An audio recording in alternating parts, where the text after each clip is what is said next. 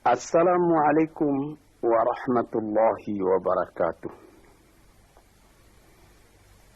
Para pendengar, peminat kaset-kaset saya ini, laki-laki dan perempuan, baik yang sedang tinggal di rumah atau dalam mengembara dalam perjalanan yang jauh dengan mobilnya, diputar kaset, didengarkan Nabuya berceramah, seakan-akan kita berdekat, meskipun saya tidak ada dalam mobil ini, tapi suara saya ada.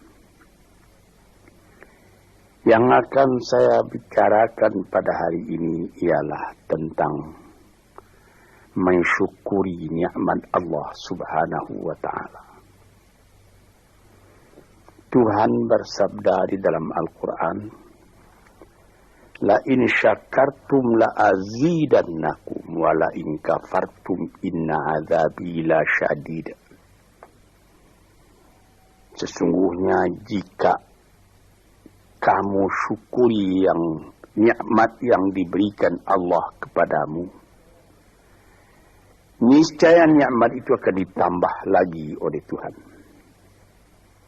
Sebaliknya jika kamu lupakan nikmat itu, tidak kamu pedulikan, maka azab atau siksa Tuhan sangatlah pedihnya. Inilah ayat tentang syukur yang disebutkan oleh Tuhan di dalam Al-Quran. Sebenarnya nikmat yang diberikan Allah kepada manusia itu tidaklah terhitung banyaknya. Tuhan pun mengatakan wa in ta'udu ni'matallah la tuhsuha. Jikalau kamu hendak menghitung nikmat Allah, tak dapat kamu membilang berapa nikmat itu. Ada alat-alat modern sekarang yang dipakai orang, komputer, yang dapat menghitung berjuta-juta, bahkan bermiliar dengan cepat. Tapi bagaimanapun cepatnya hitungan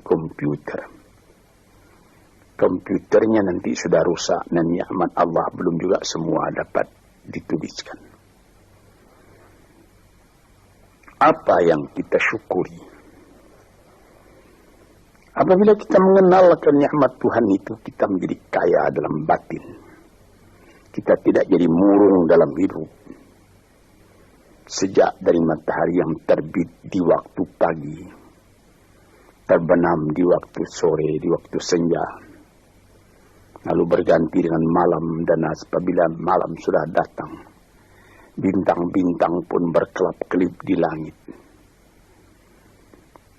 Itu pun sudah kita syukuri jika kita mengenal Dia. Di atas bumi sendiri pun, kayu-kayu yang menghijau, buah-buahan yang renum masak, ikan di laut, deburan pasir ketika ombak mengempaskan dirinya ke pantai, pohon kelapa nyiur yang melambai di tepi pantai, dan segala macam yang lain yang susah buat dituliskan, buat diucapkan pun, menjadi perbandingan, menjadi peringatan kepada kita bagaimana besarnya nikmat yang melingkungi manusia ini. Tuan-tuan yang terhormat, di dalam Al-Quran Tuhan pernah bersabda, wa khalaqna lakum ma fil ardi jami'a. Semua isi bumi ini kami sediakan buat kamu. Kami sediakan buat kamu.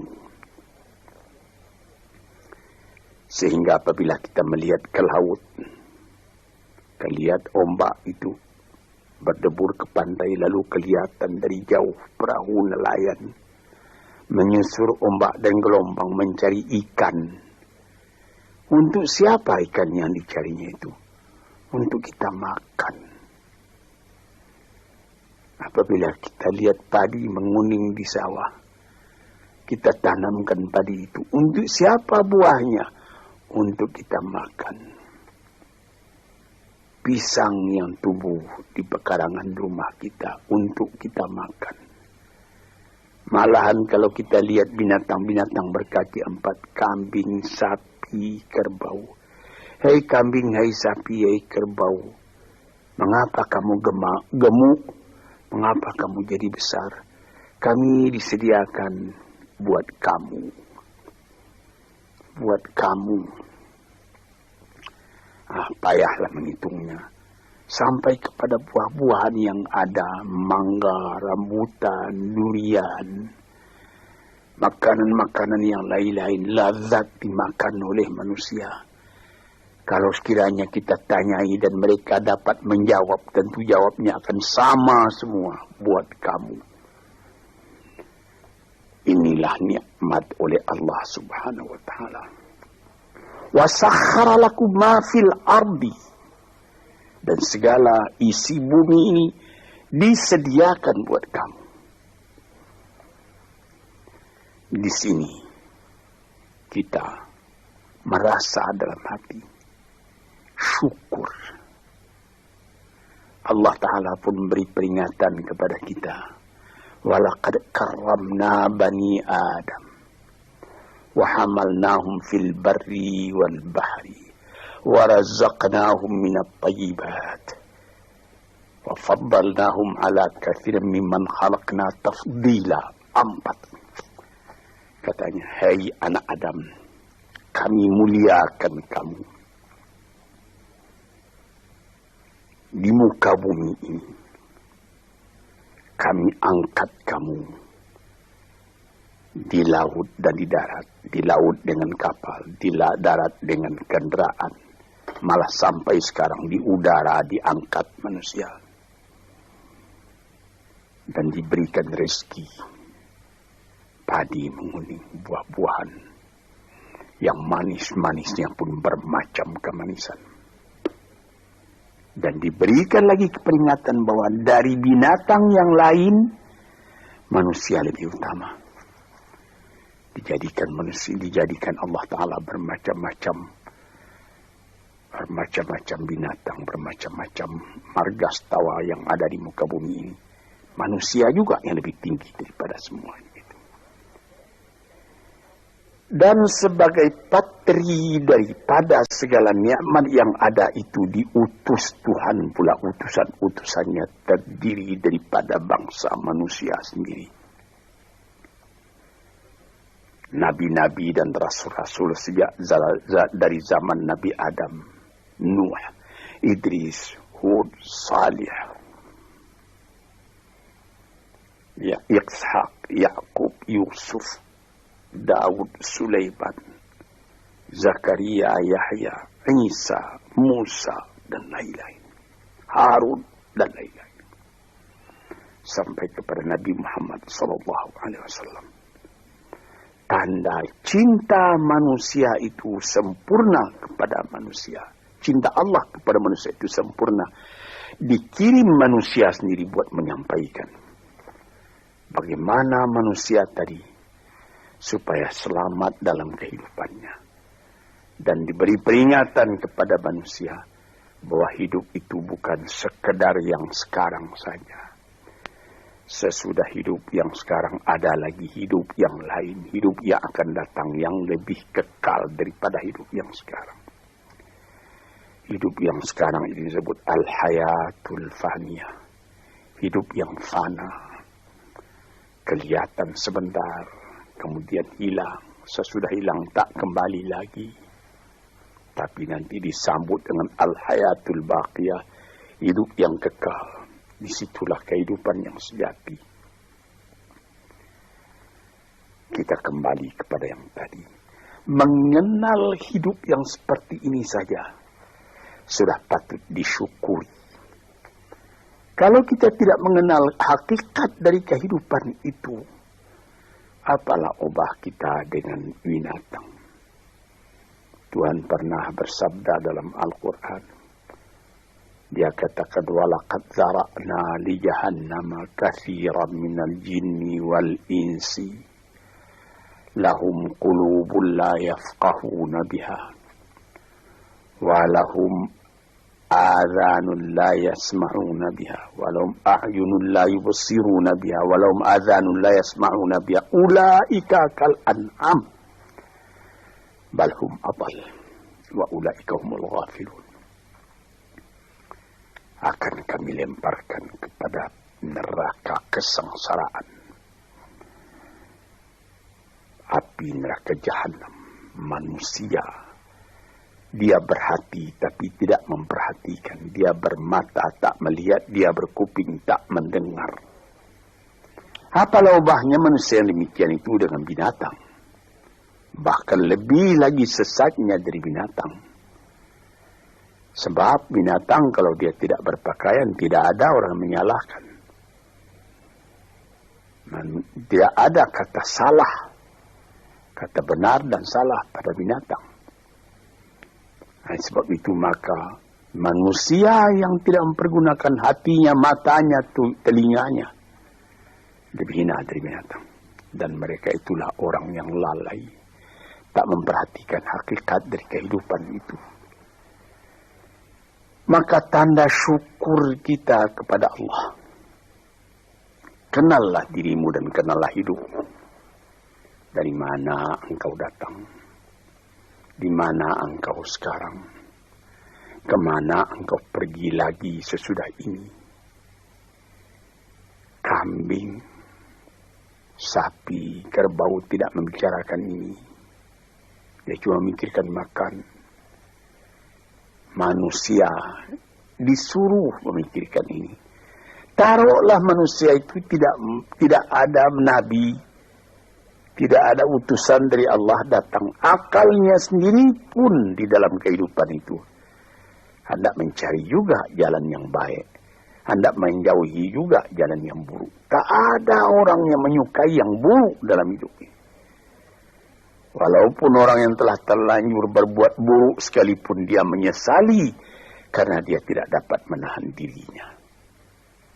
Sebab itu maka bersyukurlah kita kepada Allah. Kehidupan kita itu tidak disia-siakan, tidak disia-siakan oleh Allah. Yahsabul insanu ayyutraka sudah. Apakah manusia menyangka bahwa dia akan dibiarkan saja, tidak terpelihara, berjalan tidak tentu arah? Tidak. Tidak. Sejak dari masa dalam menjadi nutfah lagi, sampai menjadi insan sudah menjadi fikiran kita.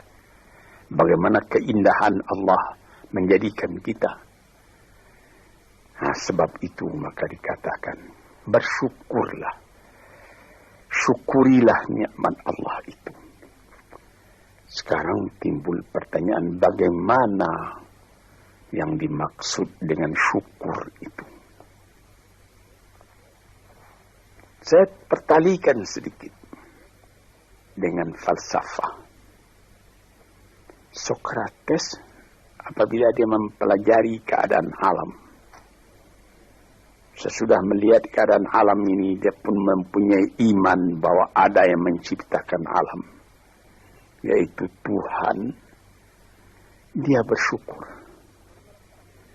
Mengetahui itulah hakikat hidup, kata beliau. Mengetahui itulah kebahagiaan sejati, kata beliau. Maka di sini kita melihat, syukur ya Allah, aku tidak dijadikan jadi binatang.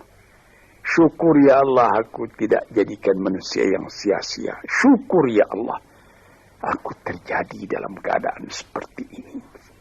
Sehingga aku tahu yang hak, tahu yang batil, tahu yang buruk, tahu yang baik. Tahu dari mana asal perjalanan ini, dan tahu pula kemana tujuan perjalanan ini. Syukur kepada Allah karena kita tahu kita datang ke dunia cuma sekali. Sepintas, sekejap mata dibandingkan dengan umurnya dunia. Taruhlah orang berumur 100 tahun yang paling panjang. Tapi apalah artinya 100 tahun? Dengan umur dunia yang sudah miliar tahun. Dan apabila kita mati pun, dunia pun akan tinggal sepeninggal kita. Entah berapa juta tahun lagi, tidak tahulah. Sepintas zaman kita lalu ke dunia ini. Kita bersyukur karena kita diberi ingat. Yang sepintas zaman, yang sekejap mata itu harus kita isi. Sehingga setelah badan kita hancur di dalam bumi, kita masih hidup. Ini, saudara-saudara pendengar yang terhormat, kita sudah mati hancur di kandung tanah, tapi masih hidup. Ada orang yang berumur sampai 100 tahun misalnya, atau lebih sedikit, tidak pula banyak lebihnya itu. Belum saya mendengar berita di dunia ada orang yang berumur 200 tahun, tidak. Paling banyak ya 120, 130 tahun, itu pun sudah lemah. Nah, dalam umur yang sekian pendeknya kita lalui di dunia, dia bisa kita panjangkan. Dengan apa?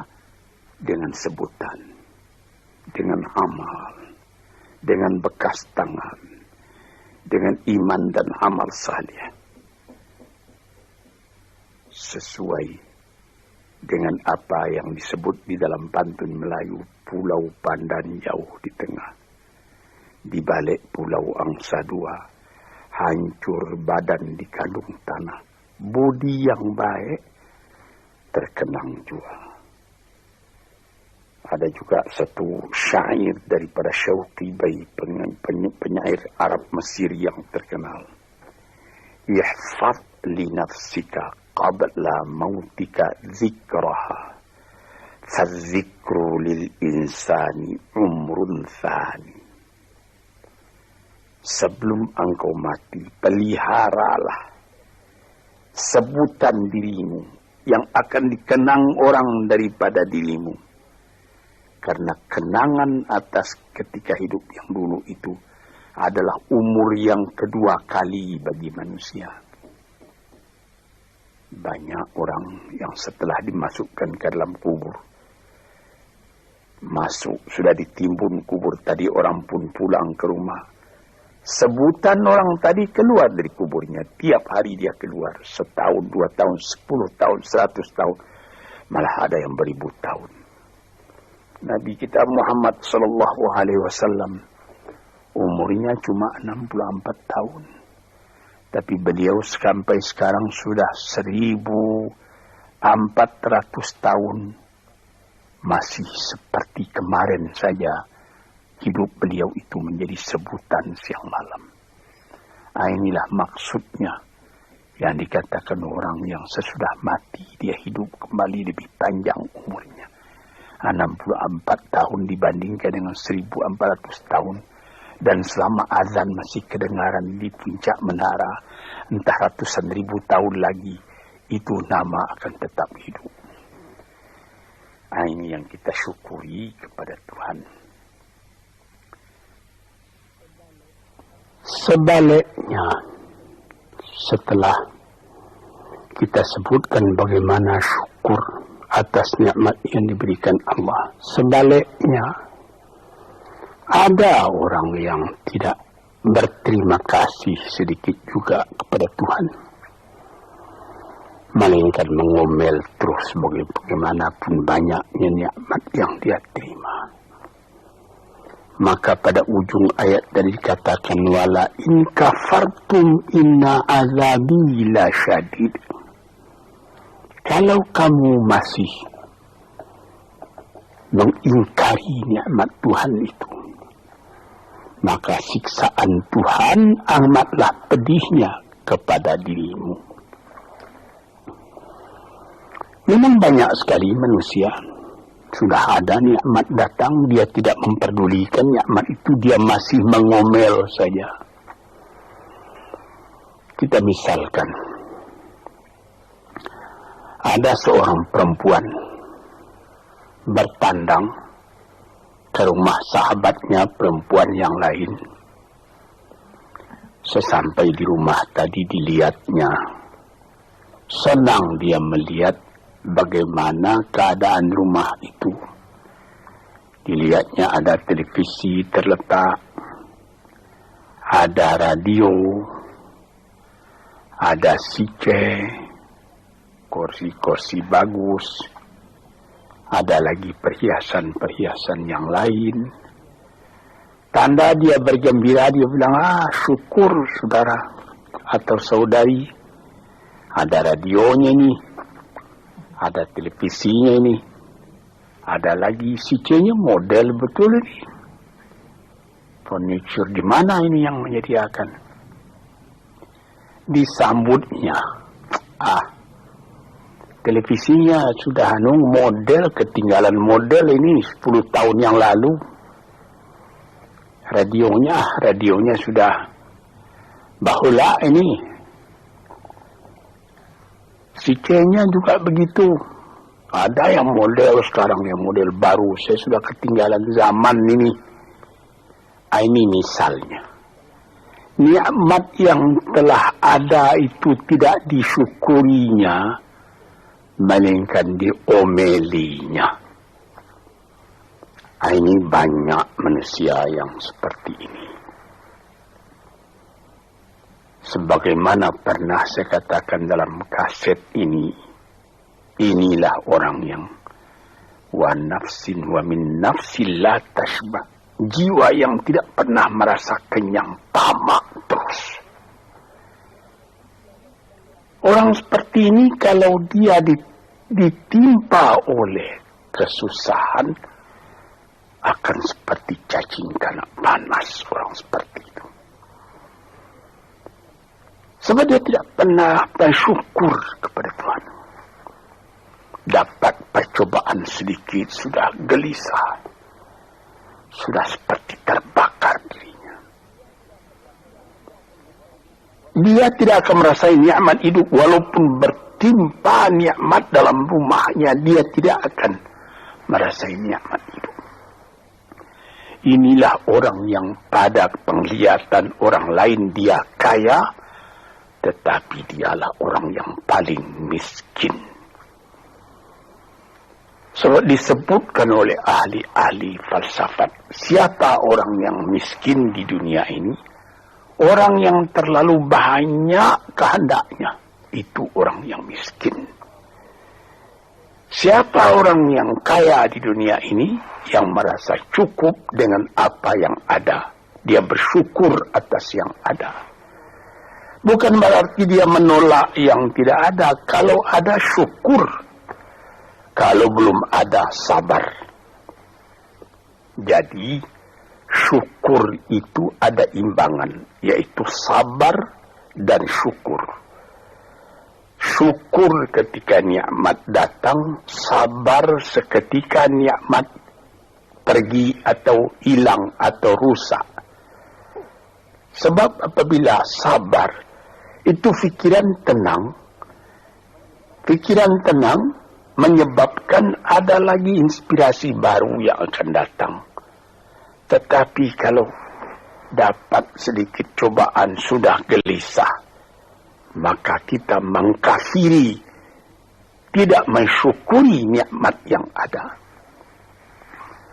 Misalnya saya pernah juga bertemu bukan seorang, berdeknya berkali-kali orang. Dia datang, Abuya, saya ini susah. Kenapa? Ya Buya mengatakan kalau kita suka-suka bertahajud, suka beribadat dengan setia, nanti apa yang kita minta dapat dikabulkan oleh Tuhan. Saya sudah 4 tahun tahajud saja saban malam, tidak dikasih apa-apa. Ini orang tidak bersyukur. 4 tahun dia bertahajud terus menerus. Dengan apa dia bertelanjang? Tidak pakai mukena. Berapa dibeli mukena itu? Lampunya terang. Berapa ongkos lampunya? 4 tahun sakit. Tidak. Makan enak juga saban hari. Cuma permintaan belum dikabulkan. Nikmat yang ada dalam tangannya dia lupa karena mengharapkan nikmat akan datang.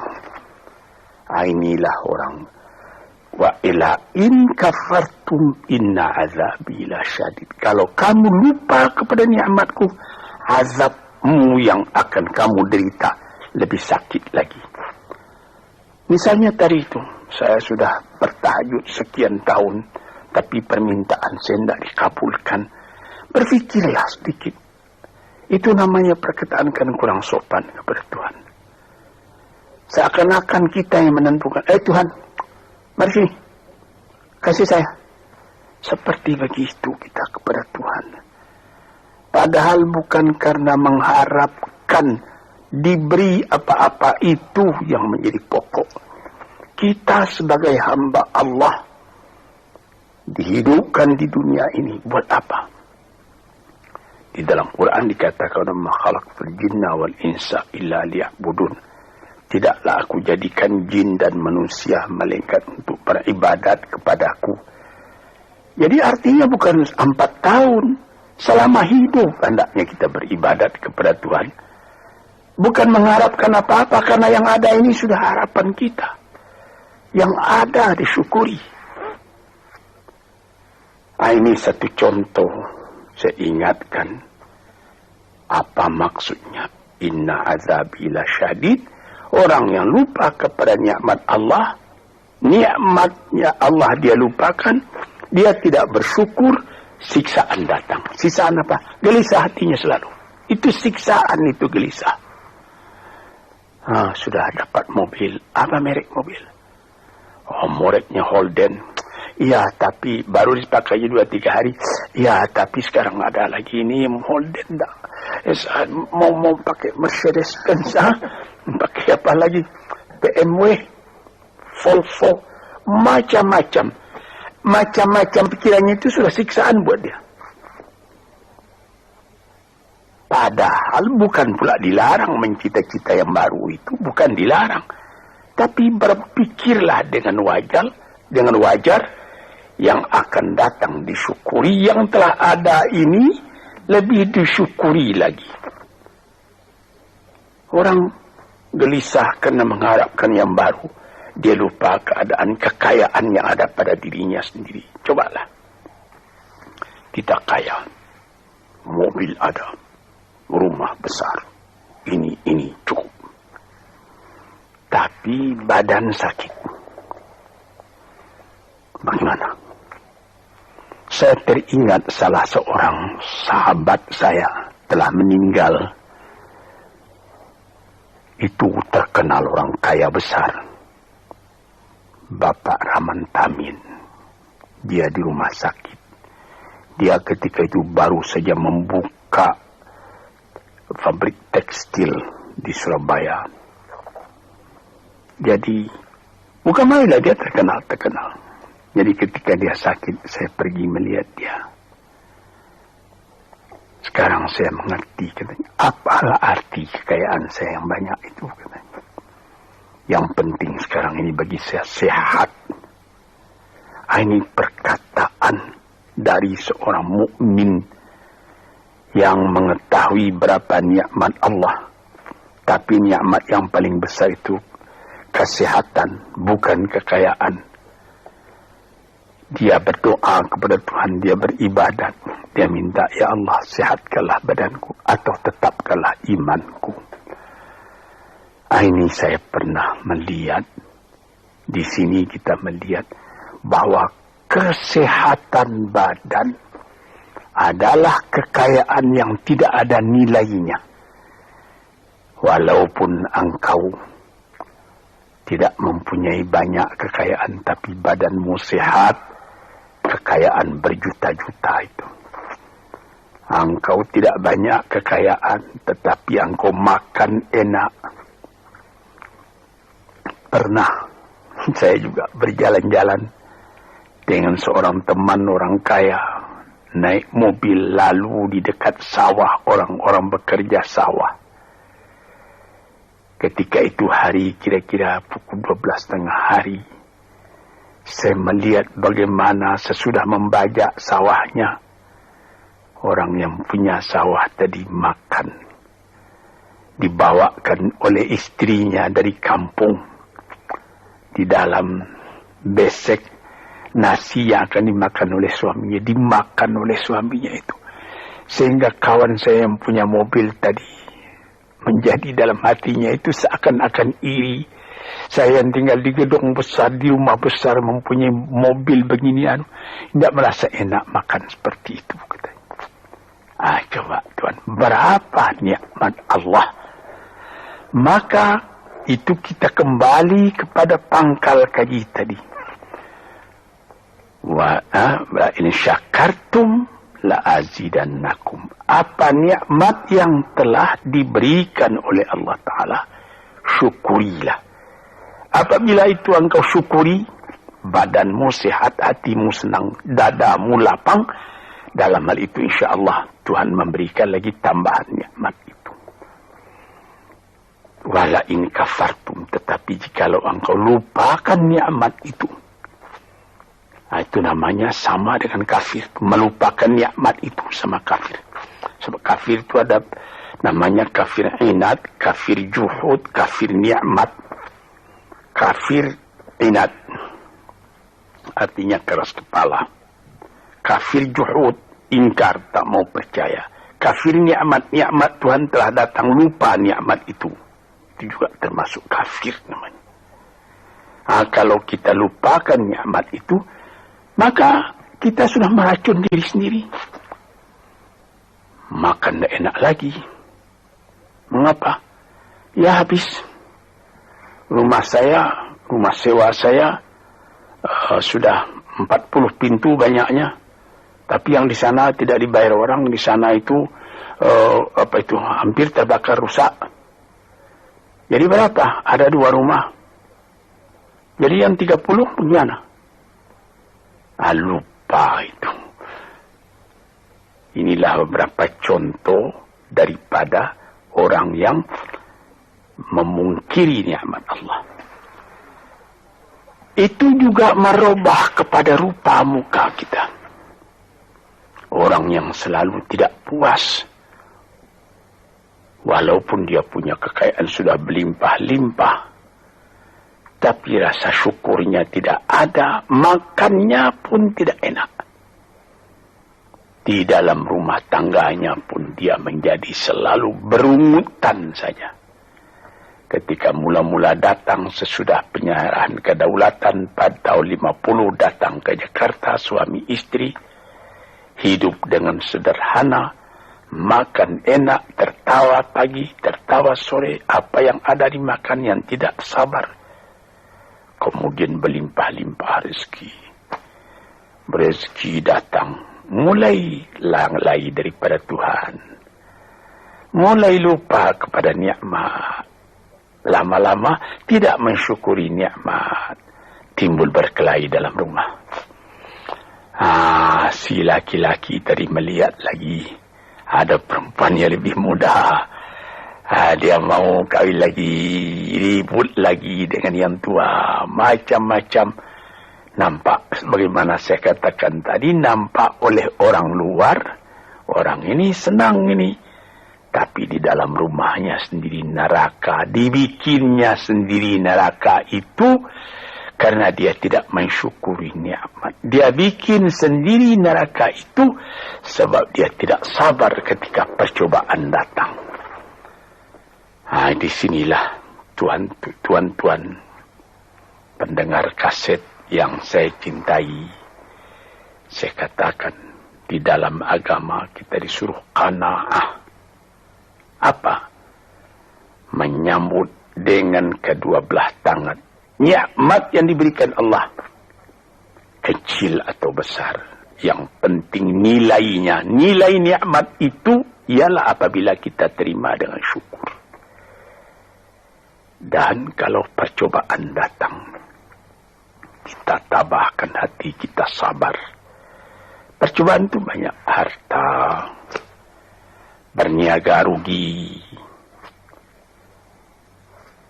istri atau anak yang dicintai mati misalnya, dan lain-lain sebagainya. Kita sabar menerima itu. Kita tabah menerimanya sehingga kita tidak goyang.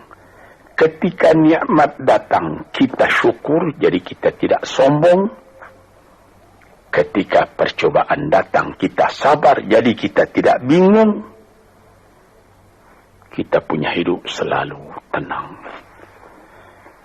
Di dalam ilmu tasawuf disebutnya bahwa antara syukur dengan sabar itu adalah seperti sayap. Sayap sebelah kanan syukur, sayap sebelah kiri sabar.